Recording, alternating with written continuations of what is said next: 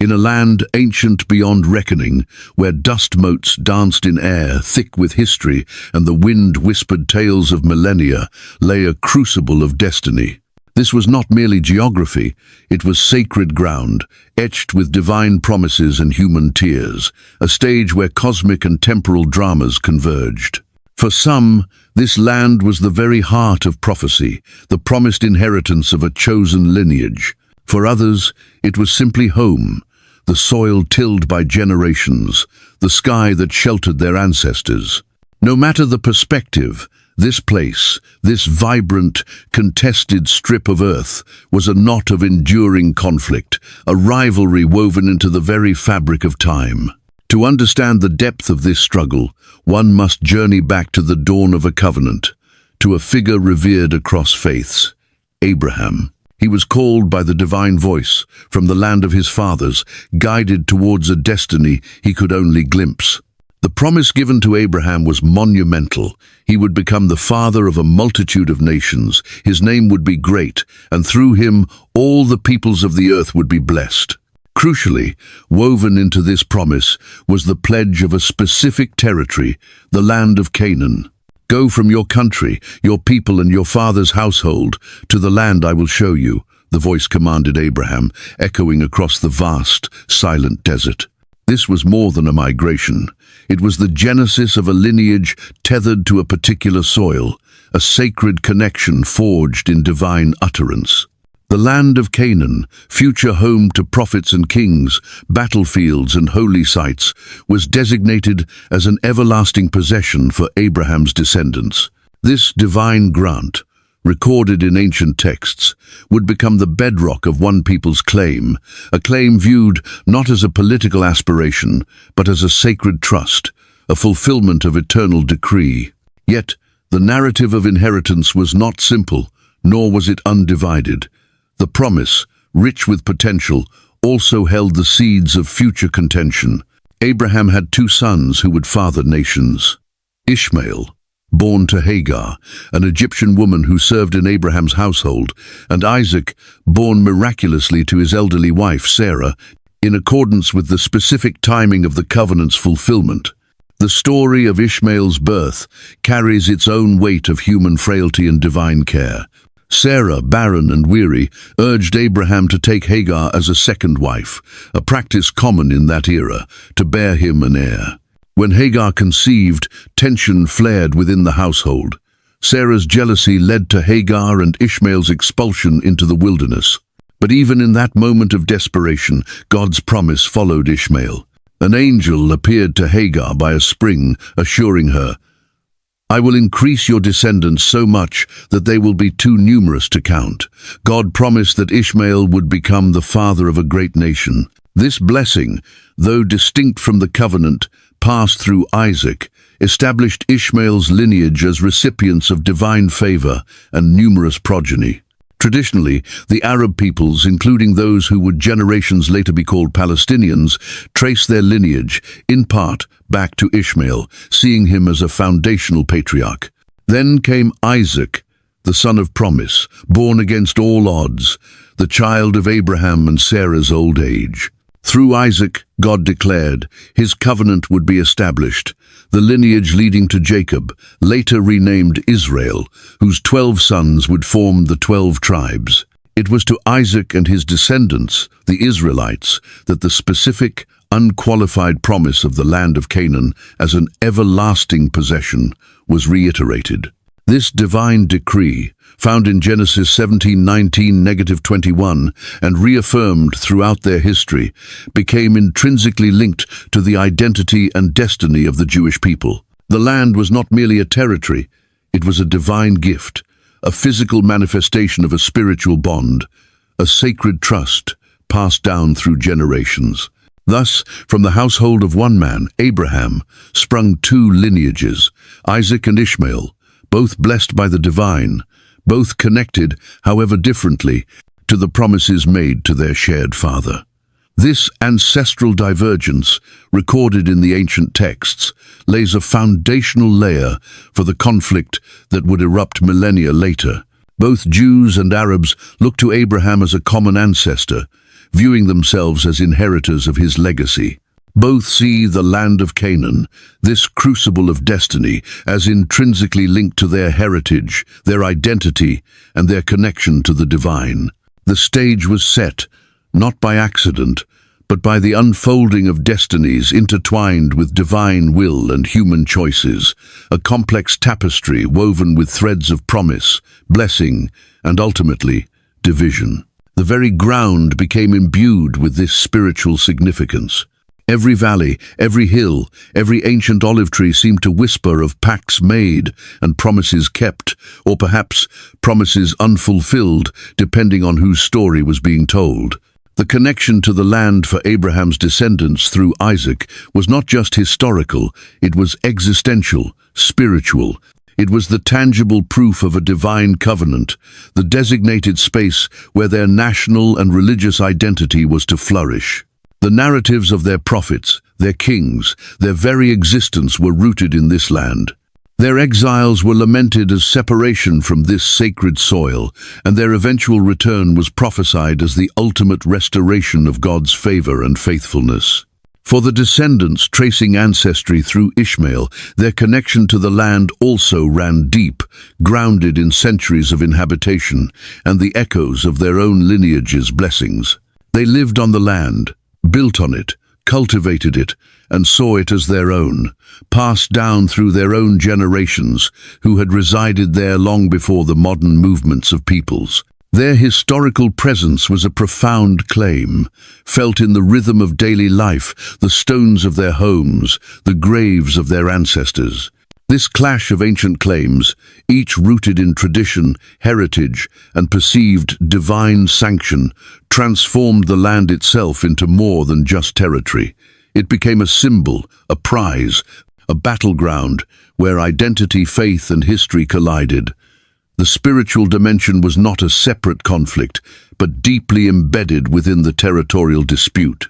How could two peoples, both claiming descent from the same revered patriarch, both blessed in their own ways by the divine, both feeling an ancestral right to the same sacred land, coexist? The ancient narrative of the two sons, Isaac and Ishmael, cast a long, enduring shadow over the landscape, setting a precedent for brotherly tension that would reverberate through history, leading to the bitter rivalry that defines the region to this day. The land, silent witness to the comings and goings of empires and the struggles of peoples, waited, held in the delicate, volatile balance between diverging destinies set in motion at the very dawn of their shared ancestry. This initial division wasn't necessarily a prophecy of eternal conflict, but it established two distinct paths of inheritance and blessing stemming from Abraham. It highlighted that while Abraham was the father of many nations, the covenantal promise concerning the land was specifically linked to the line of Isaac. Yet, the blessing upon Ishmael ensured his descendants would also be numerous and significant, establishing a presence in the region that would eventually bring them into close, often contentious, proximity with the descendants of Isaac. The stage was built upon these intertwined, yet separate, destinies.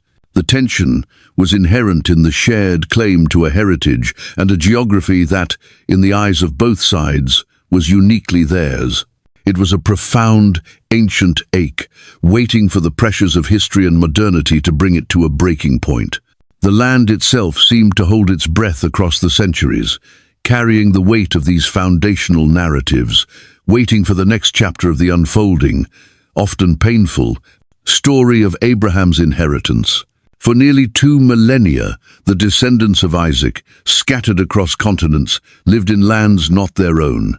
Yet, the sacred ground of their ancestral homeland remained a vibrant, pulsating heart in their collective memory and spiritual practice. In every prayer, every lament, every tale passed down through generations, the longing for Jerusalem, for the hills of Judea, for the land promised to Abraham echoed. They spoke of Zion, not just as a geographical location, but as a state of being, a symbol of ultimate restoration and divine favor. Their festivals recalled the harvest cycles of that distant land. Their traditions were steeped in its history, Even in the deepest exile, the connection to the land was an unbreakable thread, a promise waiting, a dream sustained through relentless hardship and persecution. The weight of this long dispersion grew heavier with the centuries. Faced with recurring waves of violence, discrimination, and forced expulsions from host countries, the brutal pogroms in Eastern Europe and Russia serving as stark, terrifying examples, the dream of a safe haven, a place where they could govern themselves and live without fear, intensified. It was out of this profound need, this convergence of ancient longing and modern terror, that a new political movement arose in the late 19th century, Zionism. It was championed by visionaries who saw the urgent necessity of a national home for the Jewish people, and for many, that home could be no other place than their ancient, spiritual homeland. At this time, the land they called the Land of Israel, and which others knew as Palestine, was part of the vast, weakening Ottoman Empire. It was a diverse region, home to Arab communities, predominantly Muslim, with a significant Christian minority who had lived there for centuries. Smaller communities of Jews also resided there, maintaining a continuous presence, particularly in the holy cities.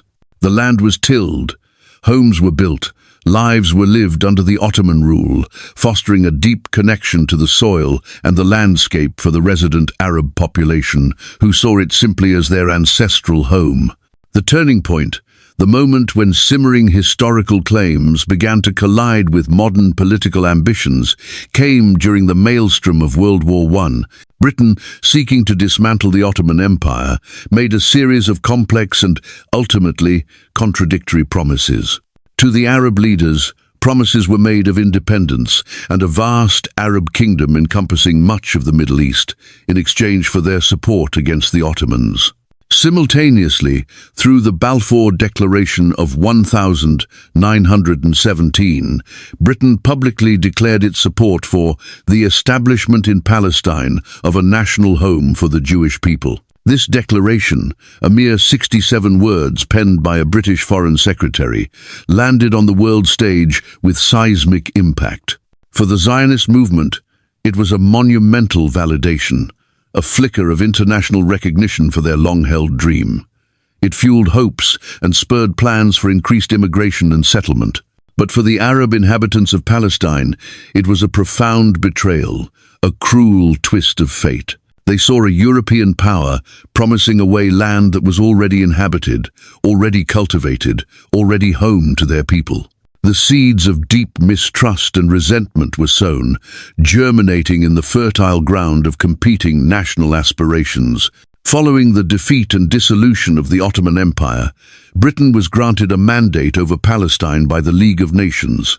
This placed Britain in the unenviable position of administering a territory with two populations holding deeply conflicting visions for its future. Under British rule, Jewish immigration, driven by Zionist aspirations and increasing dangers in Europe, continued and significantly increased. Land was purchased, new communities were established.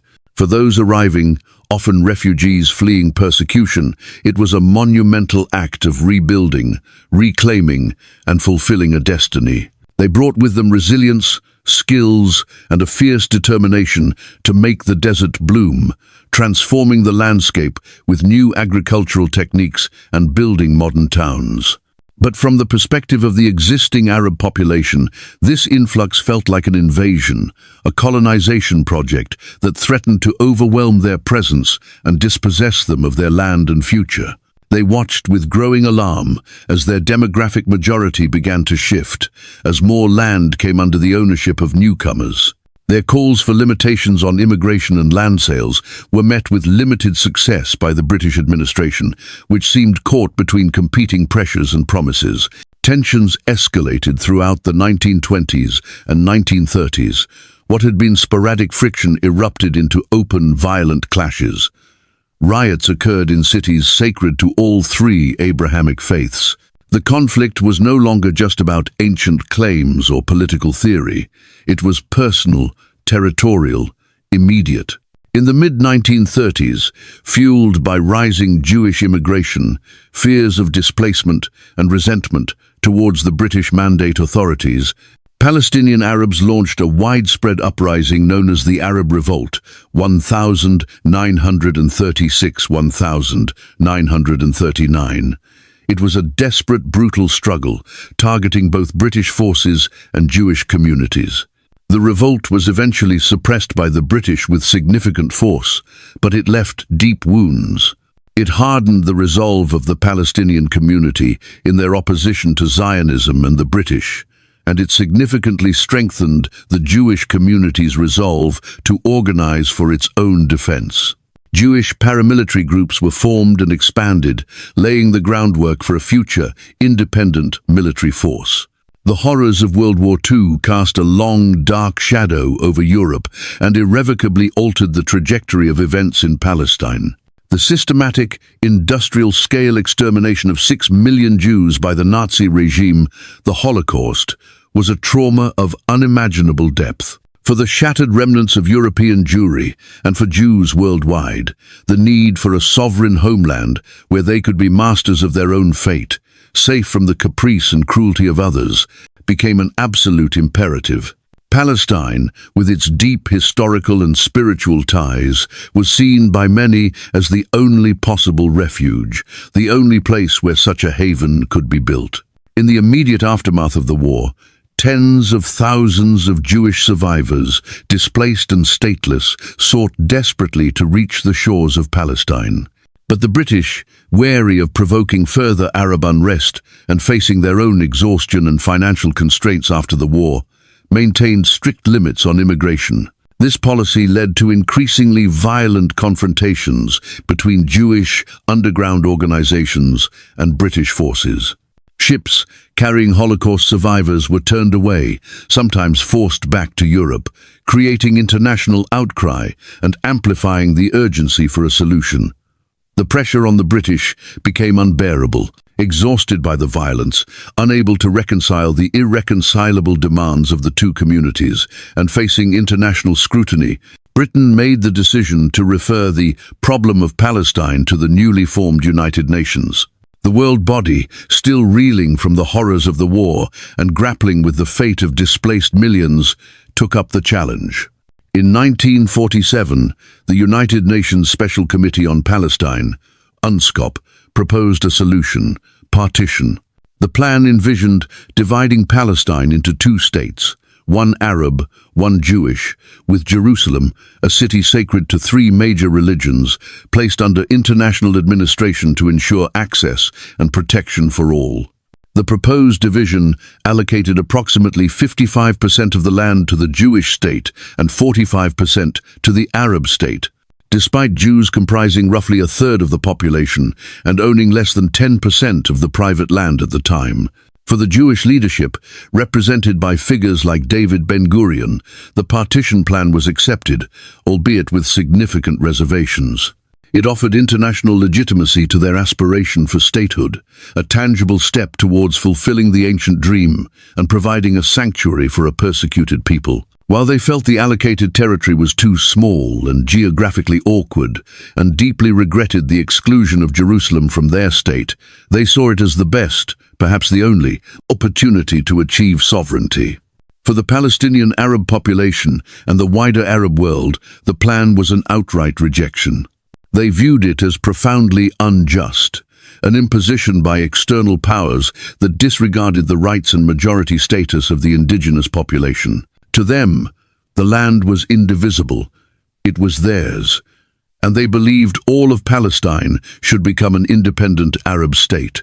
The idea of partitioning their homeland, giving a majority of the territory to a population that had significantly increased only in recent decades, was seen as an act of colonial dispossession, an illegitimate attempt to carve up their ancient patrimony. They saw the growing Jewish presence not as a return, but as an ongoing colonization project. With the British mandate set to expire, the tension in Palestine reached a breaking point. Violence between Arab and Jewish communities intensified. On May 14, 1948, as the last British forces departed, David Ben-Gurion, surrounded by colleagues in a museum hall, declared the establishment of the State of Israel. For Jews around the world, it was a moment of unparalleled elation, the fulfillment of a prophecy, the rebirth of a nation after 2 millennia of exile, a defiant declaration of survival in the face of attempted annihilation. The euphoria was short-lived. The very next day, armies from 5 neighboring Arab states, Egypt, Jordan, Syria, Lebanon, and Iraq, invaded the nascent state. Their declared aim was to destroy the newly declared Jewish state and prevent its establishment.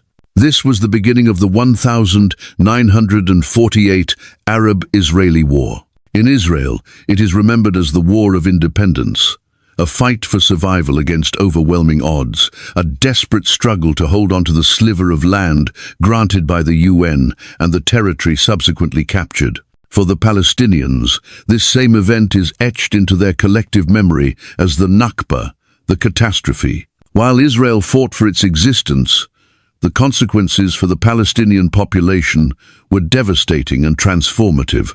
During the conflict, spurred by the fighting, driven by fear, or actively expelled by Jewish forces, an estimated 700,000 Palestinians became refugees. Entire villages, some dating back centuries, were emptied of their inhabitants, many subsequently razed to the ground. Homes were abandoned, possessions left behind, lives uprooted in a traumatic displacement that would shape the future of the region. These displaced Palestinians fled to neighboring countries, Jordan, Lebanon, Syria, Egypt, or to the areas of Palestine not captured by Israel, the West Bank, under Jordanian control, and the Gaza Strip, under Egyptian control. The exact mix of factors causing this exodus remains a point of bitter historical contention. Israeli narratives often emphasize voluntary flight, while Palestinian accounts highlight forced expulsions, citing specific military operations aimed at clearing areas. Regardless of the precise historical balance, the outcome was undeniable. A massive, stateless population, dispersed and dispossessed, living in temporary camps that would, for many, become permanent. The 1949 armistice agreements, which ended the fighting, solidified Israel's control over a significantly larger portion of the territory than originally allocated by the UN plan, approximately 78% of historic Palestine. The remaining areas, the West Bank and Gaza, came under the control of neighboring Arab states. The Nakba was not merely a historical event, it became the defining trauma of the Palestinian identity, a wound that has never healed. The memory of lost homes, confiscated lands, and the scattering of their people fueled a deep sense of injustice and a burning desire for return and restitution. The events of 1948 created a new reality, one defined by 2 competing national narratives built upon the ruins of a shared history. For Israelis, it was a story of miraculous rebirth, resilience, and redemption, the fulfillment of a 2,000-year longing. For Palestinians, it was a story of profound loss, displacement, and dispossession, the shattering of their society and the beginning of their statelessness. These divergent, deeply emotional histories became the bedrock of the modern conflict, making the path to reconciliation and peace agonizingly difficult. The dust settled on the battlefields of 1948. But the echoes of the conflict, the cries of displacement, and the competing claims to the land continued to resonate, setting the stage for further confrontations over the sacred soil that was home, destiny, and battleground all at once. The armistice lines drawn in 1949 did not bring peace. They merely froze a conflict in time. They left unresolved grievances and a deep-seated instability hanging heavy in the air like the desert heat. For the nascent state of Israel, the years following 1948 were a period of precarious survival and intense nation-building. Surrounded by Arab states that refused to recognize its existence and remained committed to its eventual dismantling, Israel lived under the constant shadow of potential invasion. Every border was a point of tension, every skirmish a reminder of the existential threat. The memory of the War of Independence was vivid, a narrow victory hard-won against multiple armies. This sense of vulnerability, of being a small entity fighting for its life in a hostile environment, deeply shaped the Israeli psyche and military doctrine. On the other side of the lines, the Palestinian population, dispersed and dispossessed, lived with the searing memory of the Nakba. The refugee camps in neighboring countries and in the West Bank and Gaza became centers of simmering anger, loss, and a yearning for return. Families lived in temporary shelters for years, the keys to their lost homes often kept as poignant symbols of their displaced reality. The narrative of dispossession was passed down to children, solidifying a collective identity forged in trauma and resistance. The Arab states, while hosting refugees and expressing solidarity, often struggled to integrate them fully and sometimes used their plight for political leverage. The unresolved fate of the Palestinian refugees became a festering wound at the heart of the regional conflict.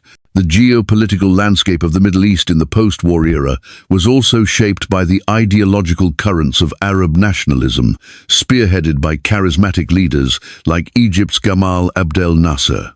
This movement sought to unite Arab nations, assert Arab dignity after decades of colonial influence, and confront what was perceived as the Western-backed imposition of Israel in their midst. Nasser's fiery rhetoric resonated across the Arab world, fueling popular support for a decisive confrontation with Israel. Borders became militarized. Fedayeen, Palestinian guerrillas, launched raids from neighboring territories, and retaliatory strikes by Israel further escalated the cycle of violence. Adding another layer of complexity was the burgeoning Cold War. The United States and the Soviet Union vied for influence across the globe, and the Middle East, with its vast oil reserves and strategic location, became a major theater for this ideological struggle.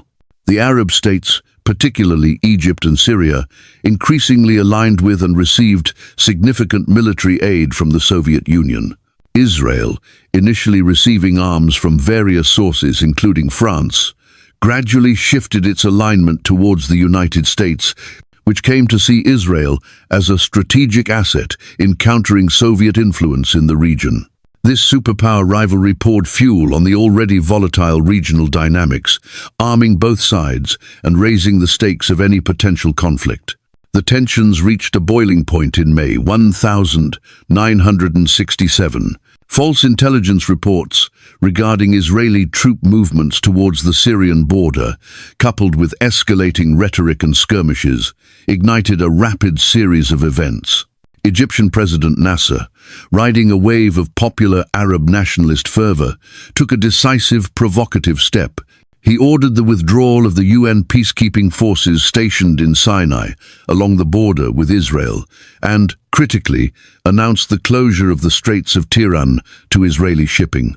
The Straits of Tiran, controlling access to Israel's southern port of Eilat, were Israel's vital maritime link to the Red Sea and beyond. Israel had declared in 1956 that blocking the straits would be considered an act of war. Nasser's move was a direct challenge, a gauntlet thrown down, effectively imposing a blockade that choked off a crucial artery of Israeli commerce and access. For Israel, the blockade was an existential threat, a clear casus belli. Diplomatic efforts to resolve the crisis failed. Facing the mobilization of Arab armies along its borders and the perceived imminent threat of a coordinated attack, Israel decided it could not wait. The decision was made for a preemptive strike. The air crackled with anticipation, fear, and resolve. On the morning of the 5th of June, 1967, the Israeli Air Force launched Operation Focus, a meticulously planned, devastating surprise attack against the Egyptian Air Force. In wave after wave, Israeli jets struck Egyptian airfields, catching most of their planes on the ground. The results were catastrophic for Egypt. Within hours, the vast majority of its air force was destroyed or incapacitated. This single, swift blow granted Israel overwhelming air superiority, a crucial factor that would dominate the rest of the conflict. With the Egyptian Air Force neutralized, Israeli ground forces surged into the Sinai Peninsula. Simultaneously, after Jordan, bound by mutual defense treaties, opened fire on Israeli positions in Jerusalem and along the armistice line, Israel launched offensives in the West Bank and against Syrian positions on the Golan Heights. What followed was a stunning demonstration of military speed and effectiveness. Over 6 intense days, the map of the Middle East was dramatically redrawn. By the time a series of UN-brokered ceasefires took hold on the 10th of June, 1967, Israel had achieved a decisive, overwhelming victory. The scale of its territorial gains was staggering. From Egypt, Israel captured the entire Sinai Peninsula and the Gaza Strip. From Jordan, it seized control of the West Bank, including East Jerusalem. From Syria, it took the strategically vital Golan Heights. In just under a week, Israel had tripled the size of the territory under its control. The immediate aftermath of this rapid conquest created a fundamentally new reality on the ground. Israel now controlled significant Arab populations in the newly occupied territories. The West Bank and Gaza, areas home to over 1 million Palestinians who had been living under Jordanian and Egyptian rule respectively, were suddenly under Israeli military administration. This marked the beginning of what became known as the Israeli occupation, a situation that would quickly become the central, enduring issue of the conflict. For the Palestinians in these territories, the experience was profoundly disruptive. Lives were suddenly governed by military orders, movement restricted, and the future thrown into uncertainty. Families were separated by new barriers, and the hope for an independent Palestinian state, nurtured in the years after the Nakba, seemed more distant than ever. The occupation was experienced not just as military control, but as a daily imposition on every aspect of life. Perhaps the most symbolically significant gain for Israel was the capture of East Jerusalem, specifically the Old City. For nearly 20 years, Jews had been denied access to their holiest sites in the Old City, including the Western Wall, the remains of the ancient temple complex. Israeli paratroopers entering the Old City and reaching the Western Wall was a moment of intense religious and national euphoria for many Israelis, viewed as a miraculous return to a sacred heartland after 2 millennia. The city was declared reunified under Israeli control, though this was not recognized by the international community. However, for Palestinians and the wider Muslim world, the loss of East Jerusalem, home to the Al-Aqsa Mosque and the Dome of the Rock, 2 of Islam's holiest sites, was a devastating blow, an affront to their religious and national aspirations.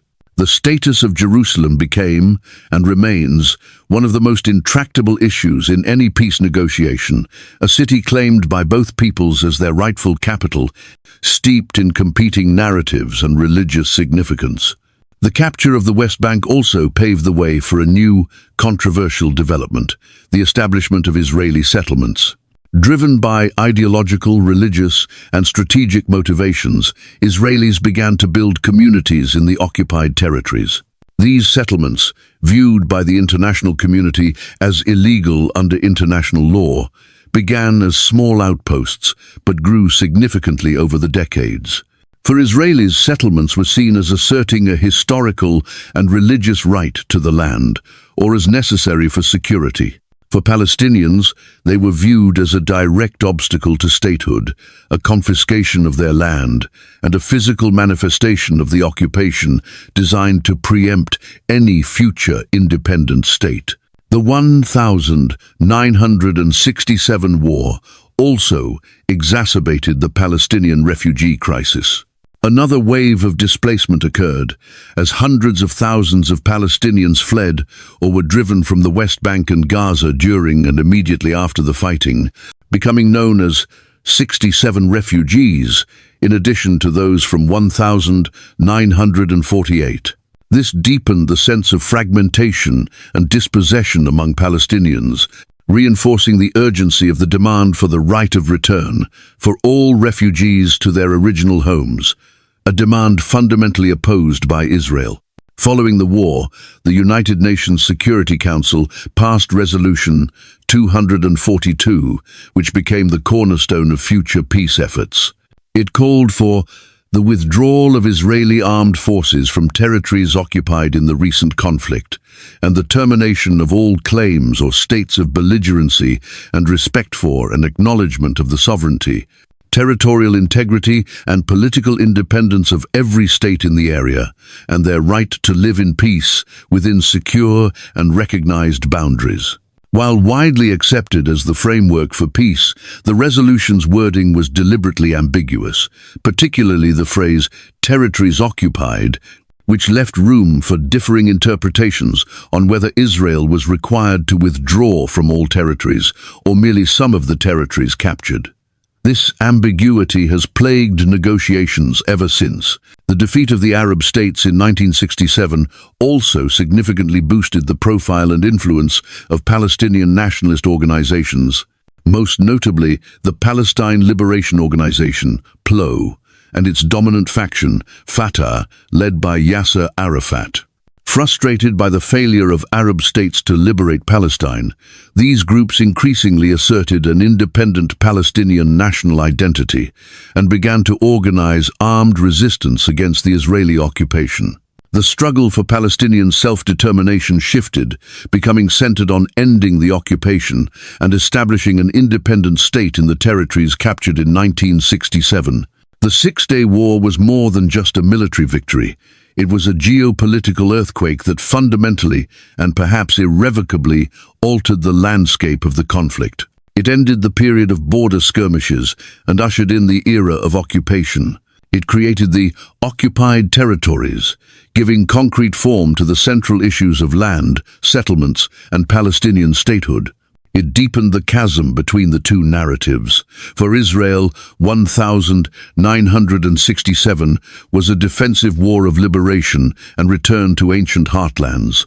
For Palestinians, it was the reinforcement of occupation and the further fragmentation of their national existence.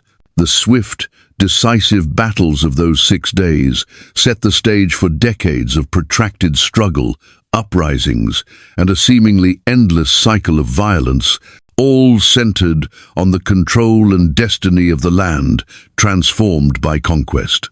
Beyond the political maneuverings, the territorial disputes, and the bitter human cost that unfolded on the physical landscape, lies a deeper, often unseen dimension to the enduring conflict. For a significant number of believers, particularly within Jewish and Christian traditions, the struggle over this land and its sacred heart, Jerusalem, transcends mere geopolitics. They view it through the lens of ancient scripture, divine promises, and unfolding prophecy. For them, the stones of the land themselves seem to cry out, bearing witness to a spiritual drama thousands of years in the making. This perspective frames the conflict not just as a clash of nationalisms, but as a pivotal act in a cosmic, spiritual war, a contest for a piece of earth intrinsically tied to God's plan for humanity and the world. At the heart of this spiritual understanding is the covenant God made with Abraham.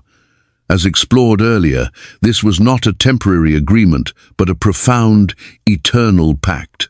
The land of Canaan was promised to Abraham's descendants through Isaac as an everlasting possession. This promise, reiterated to Isaac and then to Jacob, Israel, forms the spiritual bedrock of Jewish claims to the land. It is not seen merely as a historical right based on past habitation, but as a divine title deed, a sacred trust passed down through the generations. The very identity of the Israelite people became inextricably linked to this land, the stage upon which their relationship with the divine was meant to unfold. Every commandment, every festival, every prophecy was imbued with the spirit of this promised land.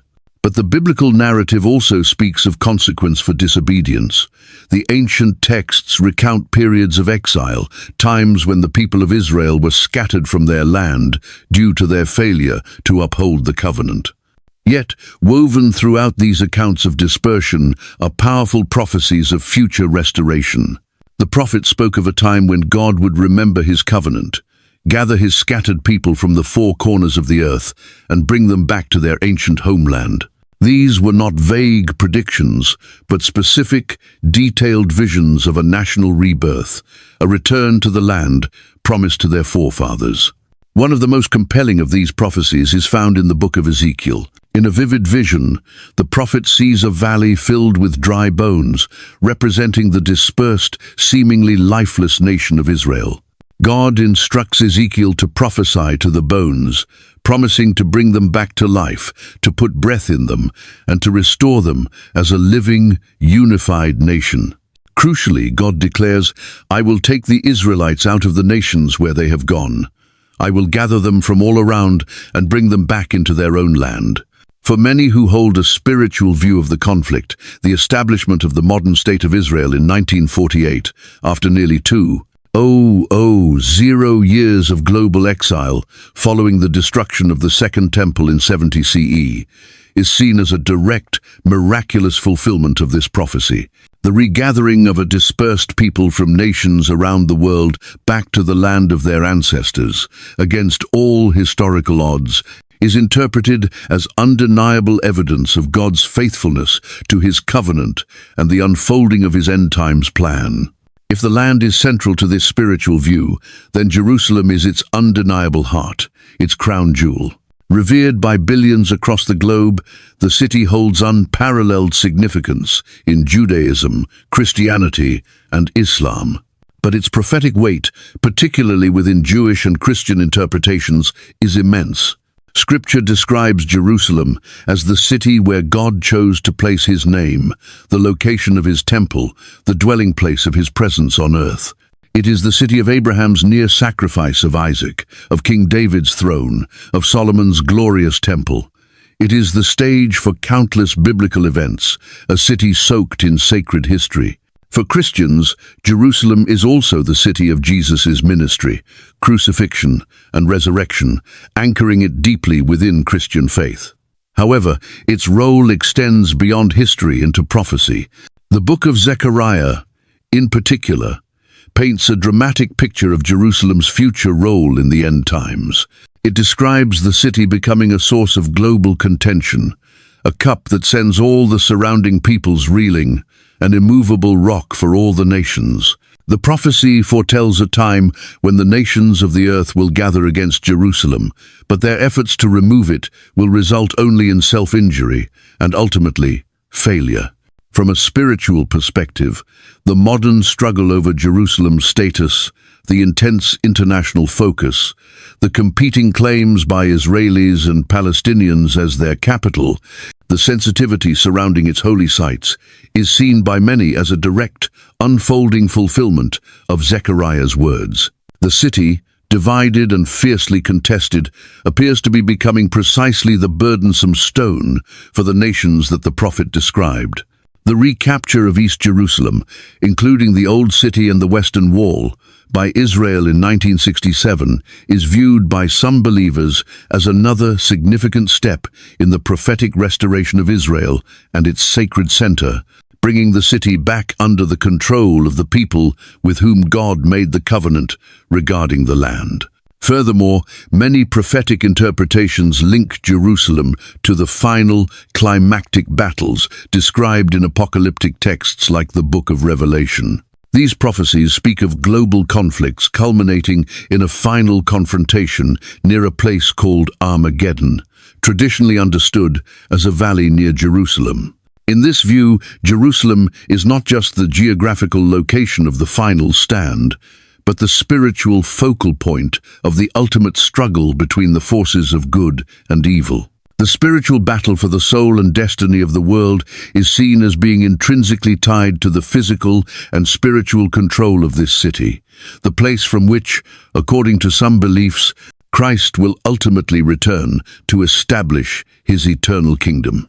The ongoing conflict over Jerusalem is therefore viewed by adherents of this perspective as a signpost, an indicator that these dramatic end-times events may be drawing nearer. Within this spiritual framework, the opposition faced by Israel, whether from neighboring states, Palestinian movements, or international bodies, is often interpreted as having a deeper, more sinister origin than mere political or territorial disagreements.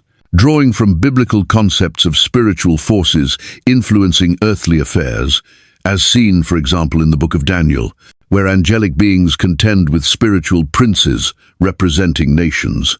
Some believers see demonic powers actively working to undermine God's plans for Israel and the world. The intense, often irrational hatred directed towards Israel, the relentless international pressure, the seemingly intractable nature of the conflict are, from this viewpoint, evidence of a spiritual adversary attempting to thwart the divine purpose associated with the Jewish people, the land, and Jerusalem. Thus, for those who view the Israel-Palestine conflict through this spiritual lens, it is a conflict pregnant with prophetic meaning. A battlefield where earthly powers clash in a struggle with profound cosmic implications. The land itself, the city of Jerusalem, the very existence and fate of the Jewish people are seen as central to God's unfolding plan. The conflict is not solely a human tragedy born of competing nationalisms and historical grievances, though it is undeniably that as well. It is also, from this perspective, a visible manifestation of an ancient, ongoing spiritual war, a battle for destiny, playing out on a patch of sacred earth, whose outcome is believed by many to be intrinsically linked to the final redemption of the world. The dust of the land holds not just the weight of human history, but the echoes of divine pronouncements and the anticipation of prophetic fulfillment. The decades that followed the transformative Six-Day War in 1967 became a period of entrenched positions and recurring cycles of violence. The armistice lines of 1949 were gone, replaced by the reality of Israeli military control over the West Bank, Gaza Strip, and East Jerusalem. The occupation, initially viewed by some in Israel as temporary, became increasingly permanent with the expansion of settlements. For Palestinians, life under occupation meant navigating checkpoints, restrictions on movement, land confiscation, and the constant presence of military rule. It fueled growing resistance, expressed through political organizing, civil disobedience, and armed struggle. The Palestine Liberation Organization, PLO, recognizing the need for direct action and diplomacy independent of Arab states, became the primary voice for Palestinian national aspirations, ultimately calling for an independent state in the territories occupied in 1967 alongside Israel. The core issues of the conflict solidified into seemingly intractable points of contention. The question of borders, where the lines would be drawn for two states, was complicated by the presence of settlements scattered throughout the West Bank and East Jerusalem. The status of Jerusalem remained perhaps the most sensitive issue, a city claimed as capital by both sides, its holiness making compromise extraordinarily difficult. The fate of millions of Palestinian refugees demanding the right to return to their original homes clashed directly with Israel's insistence on maintaining its demographic Jewish majority and security. Security concerns for Israel, living in a volatile region and having faced multiple wars, were paramount, while Palestinians demanded an end to occupation and control over their own security apparatus. Throughout these decades, numerous attempts were made to broker peace. Conferences were held, agreements were signed, and Nobel Peace Prizes were awarded. The Oslo Accords of the 1990s, particularly, raised hopes for a two-state solution, envisioning a phased withdrawal of Israeli forces and the establishment of a Palestinian interim self-governing authority, leading eventually to a permanent peace agreement and an independent Palestinian state. Scenes of Israeli and Palestinian leaders shaking hands on the White House lawn stirred optimism around the world. Yet, the path to peace proved steeper and more complex than many anticipated. Implementation of agreements faltered, trust eroded, and violence continued. Hardline elements on both sides actively sought to undermine the process through attacks and provocations.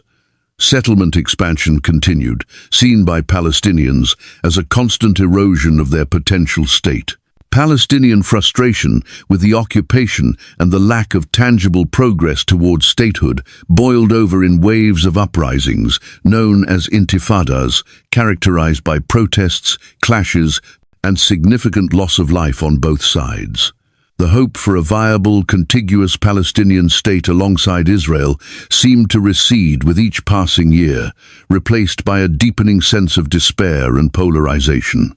Returning to the spiritual dimension, for those who view the conflict through a prophetic lens, the enduring nature of this struggle, the failure of peace initiatives, and the continued international focus on the region are not necessarily signs of political incompetence or simple human stubbornness. Instead, they are seen as consistent with ancient prophecies that describe the land, and particularly Jerusalem, as a source of tension and conflict in the last days. The inability of the nations to move Jerusalem, Zechariah 12:3, aligns, in this interpretation, with the persistent failure to reach a resolution on its status. The continued opposition faced by Israel is viewed by some as part of the spiritual resistance to God's purposes, a fulfillment of prophecies foretelling nations gathering against Israel before a final, divine intervention. From this perspective, the conflict is not just a historical and political event with spiritual overtones, it is a spiritual event with historical and political manifestations. The physical battles, the diplomatic wrangling, the human suffering, all are seen as part of a larger, unseen struggle unfolding according to a divine timetable. The existence of Israel, its control over Jerusalem, and the ongoing conflict are interpreted as key indicators that the world is moving towards the culmination of biblical prophecy. The focus on the land promised to Abraham's descendants through Isaac and the sacred city at its heart positions this specific geographical area as central to God's ultimate plans for redemption and judgment. This spiritual view does not negate the very real human tragedy of the conflict. It does not lessen the suffering of Palestinians living under occupation, the loss experienced during the Nakba, or the legitimate aspirations for self-determination. Nor does it dismiss the very real security fears of Israelis, the trauma of terrorism, or the historical imperative for a safe haven after centuries of persecution culminating in the Holocaust. The human cost is immense and undeniable, regardless of one's interpretation of the underlying dynamics. However, for those who hold this perspective, understanding the spiritual dimension adds a layer of meaning and inevitability to the seemingly intractable nature of the conflict. The land itself, from the rolling hills of the West Bank to the arid stretches of Gaza and the ancient stones of Jerusalem, continues to carry the weight of these competing claims, historical, political, and spiritual. Every olive grove planted, every settlement built, every wall erected, every checkpoint manned, every protest held, every rocket fired, every life lost, is a layer added to the complex, painful history of this place. The landscape is not passive, it is an active participant, etched with the memories of displacement, resilience, and enduring hope for two peoples whose destinies became so tragically intertwined. The future of this land remains uncertain. Decades of conflict have built walls of distrust and hardened hearts. The prospect of two states living side by side in peace seems increasingly distant to many observers. Yet, the ancient promises and prophecies remain vivid in the minds of believers. The historical narratives of dispossession and return continue to shape identity and fuel aspirations on both sides. The status of Jerusalem continues to be a flashpoint, a city of unparalleled holiness, holding the potential for both ultimate reconciliation and final confrontation. Whether viewed primarily as a political struggle rooted in competing nationalisms and historical grievances, or as a spiritual battle unfolding according to ancient prophetic texts, the conflict over Israel and Palestine is a deeply complex phenomenon with roots stretching back to the dawn of history. It is a story of land, identity, faith, and survival, played out on a stage drenched in sacred significance. It is a conflict that has shaped the Middle East and resonated throughout the world, a vivid, painful example of the enduring human struggle over territory, belonging, and the weight of destiny. The dust of the land settles briefly between skirmishes, but the echoes of Abraham's promise, Isaac's inheritance, Ishmael's blessing, the cries of the Nakba, the tremors of 1967, and the pronouncements of ancient prophets continue to resonate, ensuring that this sacred, contested ground remains a focal point of human history and, for many, of divine purpose. Thank you so much for sticking around until the end of the video. If this resonated with you, please give us a like. Feel free to share your thoughts in the comments. Your voice matters to us. Finally, to make sure you don't miss any upcoming stories, please subscribe. Thanks for being a part of this community.